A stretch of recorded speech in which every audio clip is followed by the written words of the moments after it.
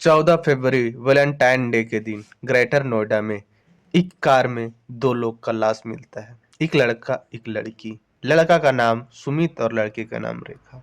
और दोनों के सर में गोली लगा हुआ था और बंदूक भी पास में ही था और कई खोखे भी पास में थे। पुलिस को यह चीज देख के पता लग गया था कि यह अंजाम खुद से ही दिया गया है, इसलिए कि कार का शीशा चारों पैक थे और कार रोड के साइड खड़ी भी थी एक पार्किंग एरिया में।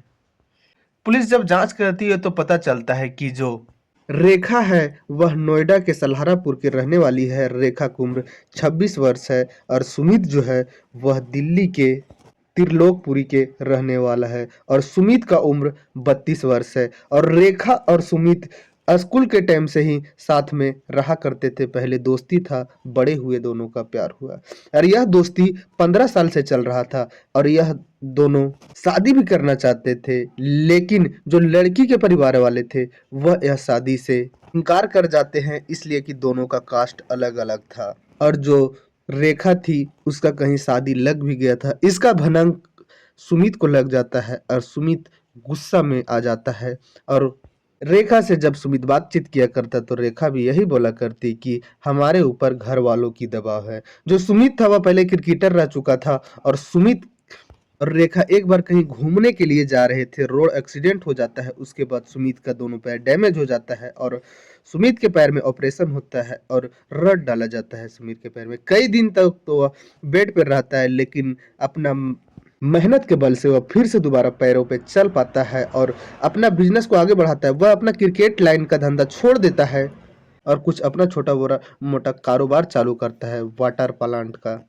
और यह काम उसका अच्छा चल रहा था। सुमित के पिताजी वहीं दिल्ली के नगर निगम में हेल्थ केयर इंस्पेक्टर थे और सुमित एक साल पहले ही दिल्ली में एक घर लिया था। वहां पूजा में रेखा को भी बुलाया था और दोनों एक पति पत्नी के जैसा उस घर में काम करते हैं और पूजा पाठ में अपना हाथ बटाते हैं। और सुमित को हमेशा से लगता था कि रेखा मेरी है, रेखा हमसे ही शादी करेगी। लेकिन जब हाल के कुछ दिनों में ही पता चलता है कि रेखा का कहीं शादी लग गया है तो सुमित के भावनाओं को कभी आहत होता है और सुमित एक प्लानिंग बनाता है और सुमित यह प्लानिंग किसी को नहीं बताता है। 13 फरवरी को सुमित रेखा को फोन करता है और बोलता है कि हमें तुमसे मिलना है। रेखा भी मना नहीं कर पाती है और 3:39 में ये दोनों एक साथ आ जाते हैं। और जो सुमित था वह अपना घर से एक मारुति कार लेकर आया हुआ था, वही मारुति कार में दोनों बैठते हैं और घूमने के लिए निकल जाते हैं।